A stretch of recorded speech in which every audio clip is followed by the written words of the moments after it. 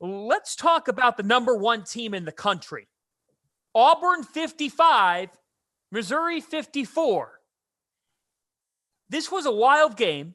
How many times, Steve, have you seen a team with the basketball and up by a point with a 5-second difference between shot and game clock, and that's how the game ends because Walker Kessler was on the offensive glass and Missouri couldn't get the ball back?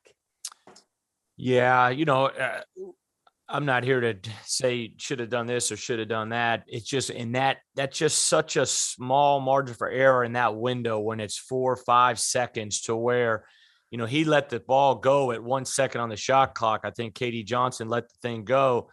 Well, man, as time's going on, 5, 4, 3, offensive rebound, a tip, the buzzer goes off and Missouri's not able to get a shot on the other end. But credit Coach Martin's team. His team is getting better. I know we were texting a little bit. They've gotten better. I mean, they beat Alabama. They played well at Alabama on the road. They had Auburn on the ropes all night long. Got off to a really big lead. And then on Auburn's standpoint, give them credit. Now, it's hard, and Archie knows this, man. You go Saturday, Tuesday. Sometimes you usually play Saturday, Wednesday. So you guys get off Sunday. You can kind of regroup. Man, they beat Kentucky on Saturday at home in an electric, emotional game. But it's right back in the gym Sunday and Monday because you're prepping for a road trip to Missouri, number one team in the country, first time in school history. And now you're going to play Missouri. The focus to keep those guys focused, it could be extremely hard. And sometimes when you're going to have long winning streaks or win conference championships or be elite, you got to win games like this when it wasn't pretty, and give Auburn credit for that. But Missouri's getting better. I tell you, you're exactly right on that, Steve, though. There's always those defining games along your journey when great teams have great seasons. Sometimes it's the ones that, like, you just didn't play well and you found a way. And in Auburn's credit tonight, 25 offensive rebounds on the road.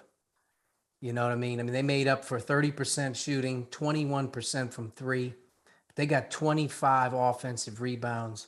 To me, that's how you find a way to win by 1 point on the road when maybe you weren't supposed to in those last few minutes. And, they'll get this one out of their belt. But like you said, the emotional win they had in Kentucky on Saturday, they're right back at it here. To get their heads back on the swivel and kind of get going is difficult to do. But like you said, Missouri the last 2 weeks has done a really nice job. They whacked Ole Miss.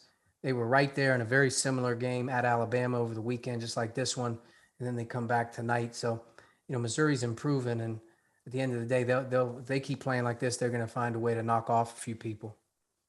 In the words of Terrence Oglesby, who you can find here on the Field of 68 After Dark, Sirius XM Channel 84, T.O. says KD Johnson runs on nightmare fuel. And tonight, even when Auburn is off from the field, I feel like it says everything about KD Johnson that he doesn't stop. His level of intensity was painted all over this game. They don't win the game without that kid again tonight. Not just because he scores, but Steve, he makes every little play happen for them with his energy. Well, I don't think you can play for Bruce Pearl if you don't play with great toughness, great energy, and great purpose. I mean, number one. But number two, give Auburn credit. Now, you go on the road, and it wasn't pretty offensively. Archie touched on they had to get 20-plus offensive rebounds to stay alive. But they won a game on the road in the SEC and scored 55 points or 56 points, whatever it was. That means defensively, shots not going in. Those guys got toughness, and they got character, and they got resiliency, and they are together. And that's going to give them an opportunity, to maintain their number one ranking. They got Oklahoma this weekend, but they'll get a chance to get home now and get a couple of days off, I'm sure, and get some rest. We're inside 2 minutes away here. So final thoughts here on Sirius XM Channel 84. We didn't even get to Duke, who edged Clemson tonight, Arch, a thriller. But I think it just shows, right? Like this time of year, briefly, if you could reflect, the dog days of league play. How hard is it? It's real hard. I mean, when you say the dog days, it really is that definition. I mean, it's very, very hard. The grind of the travel, 3 games in 7 days, some weeks, some weeks or even maybe more with cancellations, but your players' attention span is shorter. The energy level is a bit down.